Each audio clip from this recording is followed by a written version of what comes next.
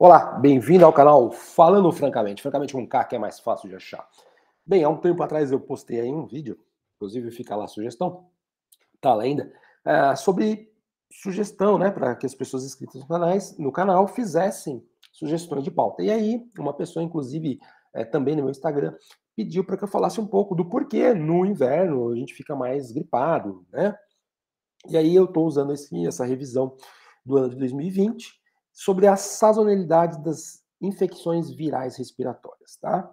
Então vamos falar um pouco sobre isso, mas basicamente na introdução eles citam algumas coisas bastante interessantes quanto ao fato de, por exemplo, tem um chamado livro das epidemias, que é de Hipócrates, né, de 400 anos de Cristo, mais ou menos, que ele viveu, e que então, ou seja, que essas epidemias são reconhecidas desde aquela época, provavelmente, né, até antes, porque elas, nos países, né, nórdicos, tal, naqueles lugares, elas funcionam como um reloginho. Chegou a época, elas vêm.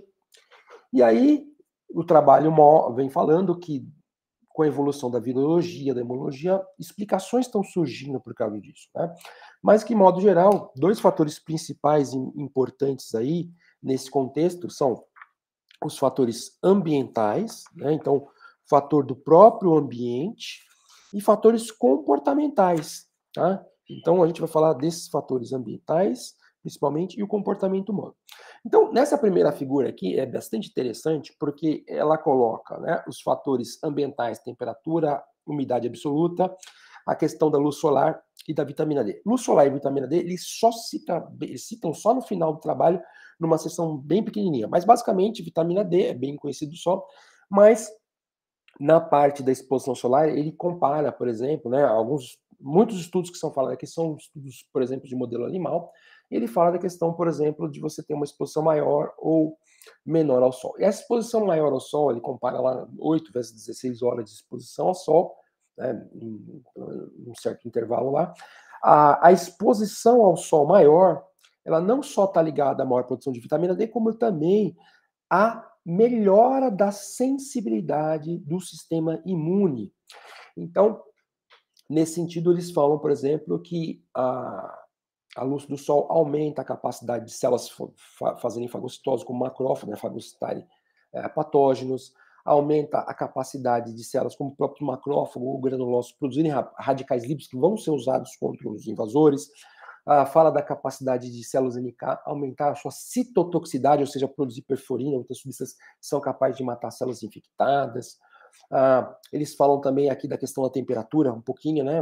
Não só do vírus, mas um pouquinho da questão da temperatura, como manutenção da temperatura corporal. Então, a baixa temperatura em animais, quando eles são colocados em baixa temperatura, ou até na temperatura termoneutra para eles, que para a gente, eu vou falar, seria os 20, 24 graus lá, também propicia maior infecção, replicação viral, porque baixa a sua imunidade. Tá? Então, os principais fatores seriam aqui, ó, aspecto dos fatores sazonais, mas uma coisa importante aqui que ele diz é o seguinte, que ao contrário do que a gente imagina, a crença comum é que, tá frio, então eu não vou me expor ao clima frio lá fora, porque isso vai causar com que eu fique doente. Ele fala, olha, na sociedade industrial moderna, isso não é muito verdade. Talvez para uma pessoa que trabalha e vive exposta ao frio sem muita proteção, isso seja verdade. Mas mesmo na agricultura e muitos trabalhos hoje, isso não é tão verdade, né? As pessoas estão protegidas de modo geral. Então, que 90% do tempo que a gente passa é indoor. E aí, o que diz é o seguinte, né? É que o que as mudanças sazonais, por exemplo, o inverno faz, quando cai a temperatura, a umidade absoluta diminui e tem a menor questão da luz do sol, mas falando aqui mais da baixa da temperatura e da baixa da umidade, é que você vai, principalmente nos países temperados, você cria um ambiente indoor diferenciado, que é manter um aquecimento interno de 20, 24 graus ali em média, usar a circulação do ar, que vai fazer com que a umidade relativa do ar caia, né? Essa baixa umidade relativa do ar ali, 20%, 30%, abaixo de 40%, abaixo de 50%, vai propiciar uma questão viral, né? Então a temperatura, e claro, ele comenta também um pouquinho da questão de que o ar não circula tanto. Então, o que na verdade aqui está indicando é que a temperatura do ambiente vai provocar duas principais mudanças, né? Uma é esse ambiente interno, que é onde 90% das pessoas ficam, e esse ambiente interno vai causar o aumento dessa maior possibilidade de transmissão viral, porque a gente vai ver que essa temperatura do ambiente interno mexe, por exemplo, vamos imaginar as gotículas virais que está falando aqui, aumenta a estabilidade dos vírus na gotícula, a dinâmica de espalhamento disso, né? Então, porque a proteína, os lipídios do vírus, a possibilidade de replicação, todas aumentam com baixa umidade na gotícula e permanece mais tempo na gotícula. Então, isso que o ambiente externo está causando, né? Uma mudança do ambiente interno que facilita ali a questão do material contaminante ficar mais eficiente. E uma outra coisa é que nos 10% ali do tempo que você sai efetivamente se expondo ao ambiente externo, isso também, né, tem um efeito nas suas vias aéreas, na defesa imune delas, e na eficiência do transporte, por exemplo, de muco ali, que é importante, a gente vai falar uma figura. Tá? Então tem um efeitinho sim, mas repara que a seta aqui, ó, mesmo na questão do hospedeiro, que é a pessoa que é a defesa do hospedeiro, continua sendo principalmente o maior impacto nos 90% do ambiente interno. E aí, então, fator ambiental, né, o externo causando mudança do interno e tendo menor impacto, inclusive na questão do hospedeiro, sendo que esse ambiente externo também tem maior impacto no ambiente externo, do hospedeiro. Então, daqui por diante, quando a gente falar ambiente externo, principalmente baixa temperatura e baixa umidade relativa do ar. Porque isso está mexendo, então, com a defesa do hospedeiro, que a gente está falando aqui, e está mexendo com a estabilidade das partículas virais. E o outro, como eu falei, são dois fatores, questão ambiental, o fator do comportamento. Então, a umidade relativa do ar, além de manter a maior estabilidade viral nas gotículas, por exemplo, né, ela também influencia principalmente essa forma de transmissão que é por spray, a distância, né? Embora você também, então seria uma forma indireta de contato, né? Ou a não ser que alguém vá lá e espie você, né? Você pode ter um contato por spray, né? Um contato pelo ar, aqui. Você pode ter um contato indireto pelo material que foi deixado ali nas superfícies, por exemplo, né? E tá, então, e uma outra coisa que ele fala, então isso aqui a gente entraria já na parte do comportamento, que seria um fator, que eu falei, ó, dois fatores, o ambiente e o comportamento. O comportamento é que as pessoas justamente elas se acondicionam nesses ambientes indoor e aumentam a interação entre elas, né? Interação na escola, no trabalho, no hospital, em casa, a interação pessoal vai influenciar, tal. Então, isso aumenta a transmissibilidade de uma pessoa infectada para uma pessoa não infectada. Então, resumindo esse slide, fatores principais do porquê você fica mais doente no inverno: questão ambiental e comportamento. O comportamento torna as pessoas mais interativas entre si, por vários fatores, aumentando a transmissão. Vamos pensar assim, a palavra dá uma encolhida aqui. E o ambiente, com baixa temperatura e baixa umidade, força a criação do ambiente interno, que afeta tanto as características do hospedeiro como as propriedades do material contaminado. Tá? E aqui ele cita, por exemplo, mostrando, né, o vírus da influenza, vírus da pandemia, por exemplo, vírus respiratório sensorial, sensicial, mostrando a característica deles como os vírus de inverno, né, principalmente. Tem outros tipos de vírus de ano inteiro, vírus mais de verão, mas a gente está falando desses daqui. Tá? E aqui eles mostram a transmissão da partícula, né, em diferentes condições de umidade. Então, repara aqui, ó, temperatura no inverno, ó, a umidade é baixa no ambiente indoor, não, no outdoor é baixa, claro, no indoor é de 10 a 40. Olha aqui, ó, estabilidade do vírus alta, ó, proporção de vírus no núcleo ali das gotículas alta, viabilidade dos vírus respiratórios alta, e, como eu falei, predominantemente pelo ar. Então, repara que se você olhar, olha aqui a temperatura intermediária, a umidade intermediária, né? Por exemplo, segundo aqui, nesses países temperados, no verão e no outono, ó, desculpa, na primavera e no outono, ó, baixa estabilidade do vírus, baixa proporção de vírus no núcleo e baixa viabilidade. E no verão é misto, né? Então, apesar da estabilidade desses vírus, tem pouco vírus no núcleo. Mas olha como o inverno aqui influencia, tá? Aí ele fala, por exemplo, então, de como os fatores ambientais, né? Então, esse slide aqui, a figura 3, vai falar desse ponto aqui, ó. como o fator ambiental mexe com a defesa do hospedeiro, tá ok? Então, como?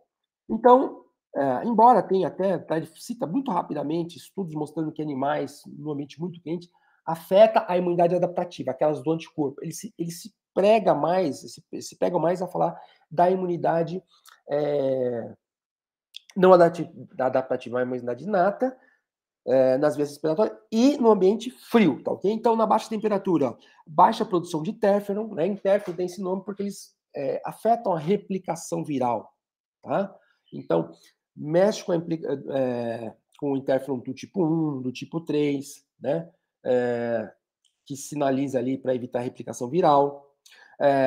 O muco, tem até uma figura, né? O clearance de muco fica deficiente, porque esse muco ali nas vias respiratórias, tal, ele vai juntando partícula de patógeno, ele vai mexendo com esse muco, e esse muco acaba sendo engolido ou expelido, então isso se perde. Ó, o muco fica, como está desidratado, o muco fica menos líquido, vocês vão ver na figura, mais espesso, então, por causa do aumento da secreção de mucina. Então, o ar já está desidratado, isso gera uma maior produção de mucina, o movimento do núcleo do muco fica deficiente, a célula epitelial fica mais lesionada, ela perde cílios, etc. Ó, repara, então, substâncias que são produzidas ali para impedir a replicação viral na via respiratória são impedidas, os interferons, por exemplo. Aquela defesa estrutural, que é, por exemplo, o movimento do muco e o próprio muco na composição correta fica alterado. Reparo das células epiteliais do trato respiratório fica comprometido com a baixa temperatura e a baixa umidade. Aquele dando peso para cada um deles, tá? Olha aqui, ó. Dano, ó, deficiência no dano da traqueia e da parte pulmonar. Então, ele, por exemplo, ele fala que tem um negócio que chama tolerância à lesão. Quer dizer, independentemente também dos mecanismos de combater o peso do vírus, está tendo um mecanismo ali que está danificando o tecido, tem que ter uma tolerância. Com um ambiente frio, com um ambiente de baixa umidade, essa tolerância fica menor, o organismo resiste menos ao impacto do vírus no tecido, né? Ó, vias de defesa do muco e do pulmão tem deficiência, via extratorax-parietal também são danificadas e têm deficiência. Então, mostrando que, fora as mudanças ambientais, o hospedeiro também é danificado. E aqui, especificamente, está falando um pouco dessa parte aqui. Olha aqui, ó, a transmissão de muco. Ó. Então, quando o ar está, né, você está respirando um ar que está bem hidratado, olha aqui, as partículas vão sendo pegas, o muco, ele tem uma camada maior de muco, um muco menos espesso, bastante hidratado, e as células epiteliais vão transportando esse muco até que eu falei. Uma hora ele vai ser ou expelido ou vai ser deglutido. Mas, e o que acontece quando o ar está seco, está desidratado?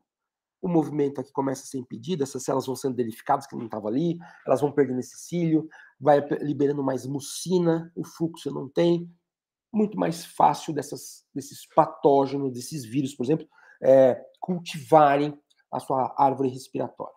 Tá? E aqui seriam alguns mecanismos, né? Então, olha só, ó, o ar seco, né? O ar seco e frio, e a questão menos vitamina C, menos vitamina D, e aqueles exemplos que eu falei de aumentar a capacidade de produção de radicais livres, de fagocitose das células, estão no presente, né, na parte corporal total, e especificamente aqui na parte da respiração, ó, no ambiente DOR, essa temperatura que nem eu falei, que você ajusta também compromete, e aqui estaria, né, um conjunto de mecanismos. Então, diminui aqui, juntando um pouco tudo a parte mecanismo, diminui aqui o clearance do muco, aumenta a secreção, ele fica mais espesso, né? Ele diminui essa camada, as células aí, ó, o turnover da célula epitelial diminui, quer dizer, a renovação da célula diminui, quer dizer, a capacidade de reparo, lembra que a gente acabou de falar?